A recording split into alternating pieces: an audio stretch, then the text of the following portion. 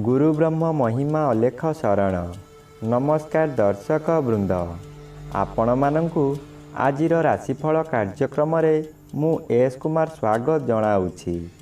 प्रतिदिन निजर राशिफल जानिबा पाई गुरुकृपा यूट्यूब चैनल को सब्सक्राइब करंतु और पाखरे थिबा बेल आइकन को प्रेस करी ऑल नोटिफिकेशन ऑन करी दियंतु, जहा फलरे आमे जेतेबेले वीडियो अपलोड करिवो प्रथमे आपण वीडियो देखि पारिबे। आमर यही वीडियो रे आपण संपूर्ण पंचांग सहित मेष ठारू मीन पर्यंत 12 गोटी राशिर राशिफल विषय रे जानि पारिबे। वीडियो को दयाकरी शेष पर्यंत देखंतु। वीडियोटी भल लागिथिले वीडियो को लाइक करंतु एवं आपणक प्रियजन पाखु शेयर करी जणांतु। एबे आसंतु जानिबा आज दिनर संपूर्ण पंचांग विषय रे। आज 2022 मसीहा मार्च मास 7 तारिख सोमवार, दिल्ली सोराद सन 1429 साल, स्वाधीन भारताद 75 वर्ष, महिमाद 195 वर्ष। उत्कल गजपति श्री श्री गजपति दिव्यसिंह देव महाराजांकर 64 अंक। सौरस्व फाल्गुन मास 23 दिन, चांद्रमते फाल्गुन शुक्ल पक्ष पंचमी तिथि, रात्रि 3 घंटा 21 मिनिट पर्यंत। आजिर सूर्योदय बिरजा क्षेत्र को 6 घंटा 4 मिनिट, कुंभ लग्न 2 दंड 57 लिता गते उदय। आजिर सूर्यास्त बिरजा क्षेत्र को 5 घंटा 48 मिनिट, सिंह लग्न 4 दंड 9 लिता गते अस्त। आज मेष चंद्र 60 दंड, अश्विनी नक्षत्र दिबा 8 घंटा 24 मिनिट पर्यंत, एहा परे द्विजा नक्षत्र।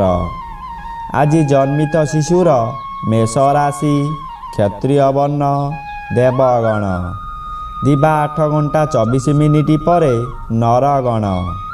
आज मृत व्यक्तिर पुष्कर दोष नाही, निषिद्ध खाद्य। आज बेल भक्षण निषेध अटे। आजिर अमृत योग प्रातरु दिबा 7 घंटा 40 मिनिट मध्य एवं दिबा 10 घंटा 52 मिनिट गते 1 घंटा 16 मिनिट मध्य, रात्रि 6 घंटा 36 मिनिट गते 9 घंटा मध्य एवं रात्रि 11 घंटा 24 मिनिट गते 1 घंटा 48 मिनिट मध्य। आजिर महेंद्र योग नाही। आजिर काल बेला दिबा 7 घंटा 34 मिनिट गते 9 घंटा 8 मिनिट मध्य। आजिर 12 बेला दिबा 3 घंटा 29 मिनिट गते 5 घंटा 3 मिनिट मध्य। आजिर काल रात्रि 10 घंटा गते 10 घंटा 48 मिनिट मध्य। आजिर राहु काल सकाळ 7 घंटा 30 मिनिट ठारू 9 घंटा मध्य। गुलिक लग्न दिवस बेला षष्ठ भाग, रात्रि बेला द्वितीय भाग। आज मेष राशिर घात चंद्र, धनु राशिर घात नक्षत्र, घात तिथि नाही। मिथुन राशिर घात बार।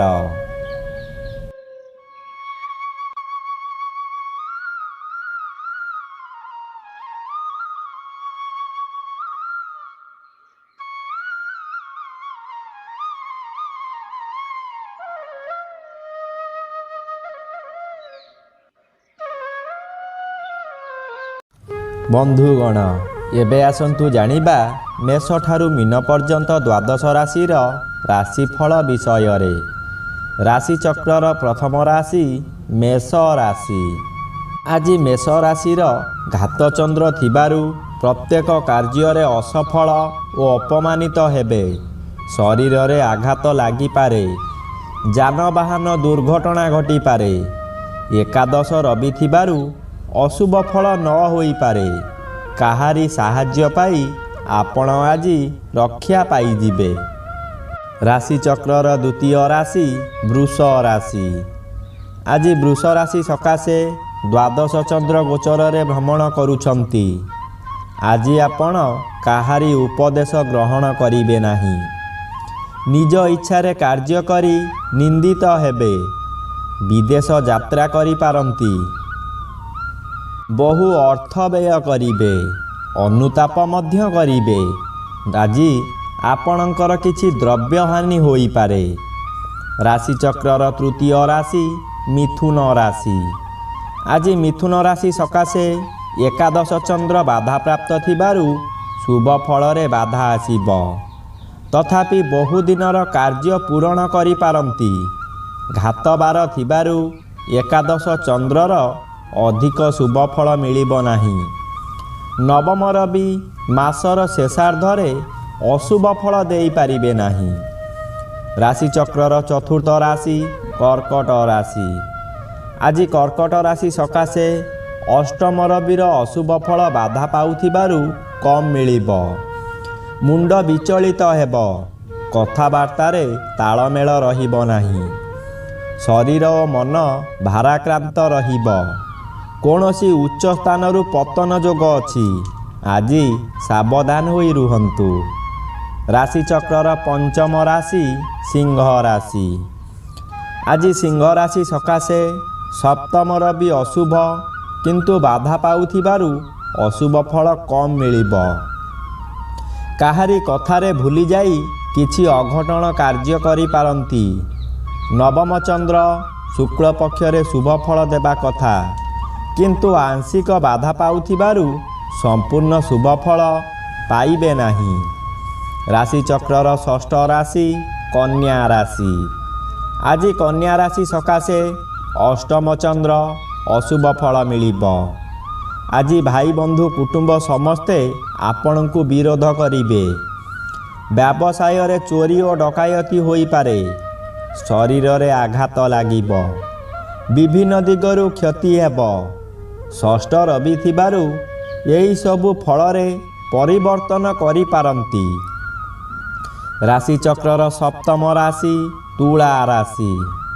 ଆଜି ତୁଳା ରାଶି ସକାଶେ ପଞ୍ଚମ ରବି ମାସର ଶେଷାର୍ଦ୍ଧରେ ନିଷ୍ଫଳ ଅଶୁଭ ଫଳ ଦେଇପାରିବେ ନାହିଁ।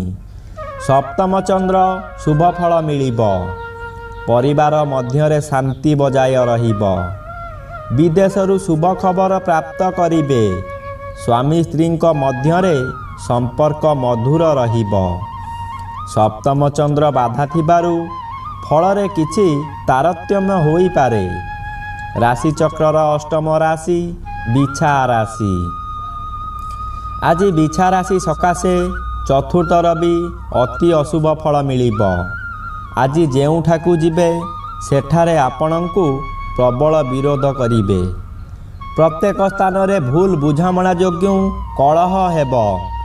ଷଷ୍ଠ ଚନ୍ଦ୍ର ଗୋଚରରେ ଭ୍ରମଣ କରୁଥିବାରୁ ଶତ୍ରୁମାନେ ବିରୋଧ କଲେ ମଧ୍ୟ କିଛି କ୍ଷତି କରିପାରିବେ ନାହିଁ। ରାଶିଚକ୍ରର ନବମ ରାଶି ଧନୁ ରାଶି। ଆଜି ଧନୁ ରାଶି ସକାଶେ ତୃତୀୟ ରବି ଅତି ଶୁଭ ଫଳ ମିଳିବ।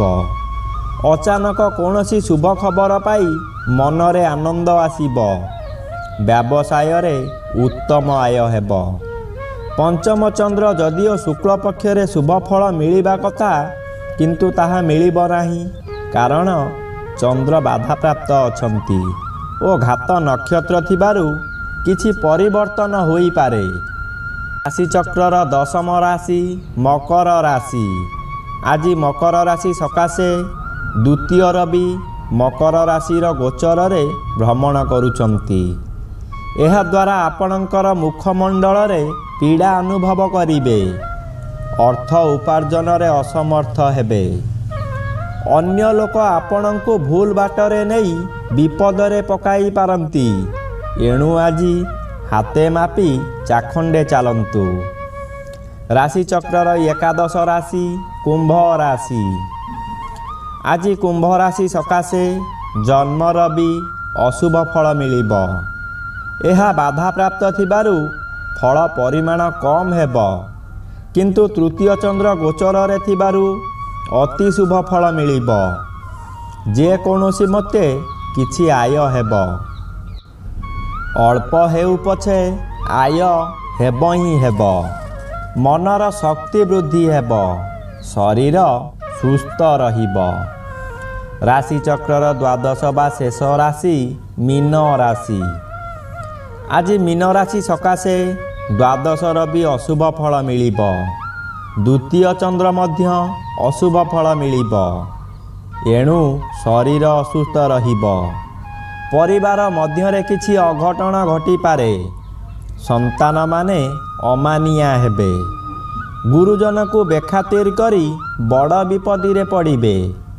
ଆପଣ ପୂର୍ବ ନିର୍ଦ୍ଧାରିତ କର୍ମ ଚାଲୁ ରଖ। ଭକ୍ତି ଭାବନା ବଜାୟ ରଖ।